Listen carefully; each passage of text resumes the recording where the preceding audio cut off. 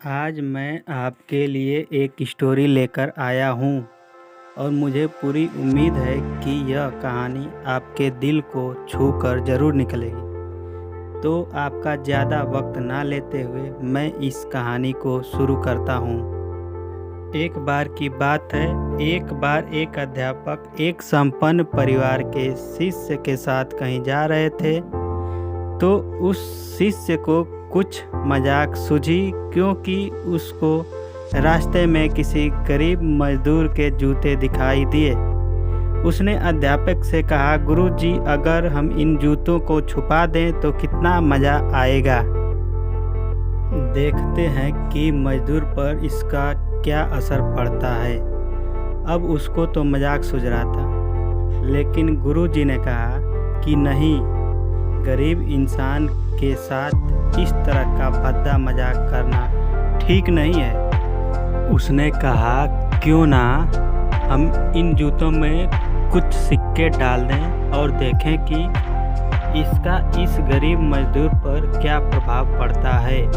उन्होंने ऐसा ही किया। जैसे ही मजदूर अपना काम करके लौटा और उसने एक पाँव अपने जूते में डाला तो उसको कुछ कठोर सा महसूस हुआ।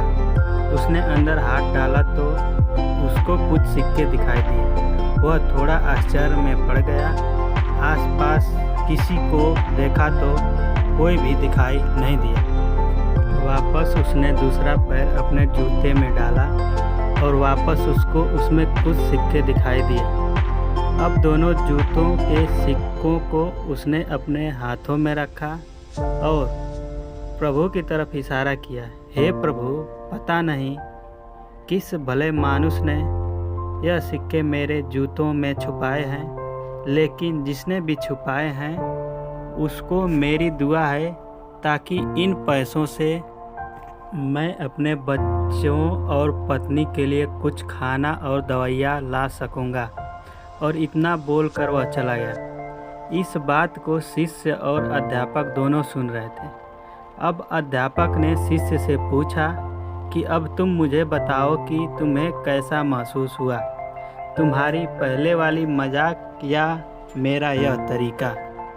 तो उसने कहा कि गुरुजी, मैं आपसे क्षमा चाहता हूँ। अब मुझे समझ आ गया है कि सच्ची खुशी किस चीज़ में है।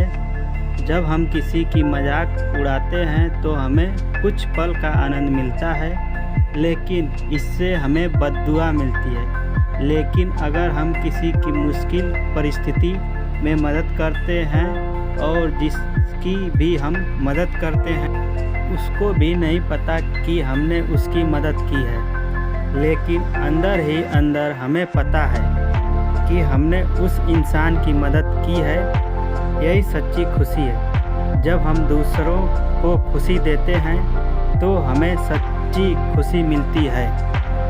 इसी तरह खुशियाँ बांटते रहिए, लोगों की मदद करते रहिए और दान करते रहिए। जिसके भी आप काबिल हों, जितना भी आपसे बन पड़े दान करें, लेकिन दान जरूर। इसका मतलब यह नहीं कि आपको कंपलसरी या अनिवार्य रूप से इतने रुपए दान करने ही चाहिए, क्योंकि हर किसी की ज़रूरत अलग अलग हो सकती है।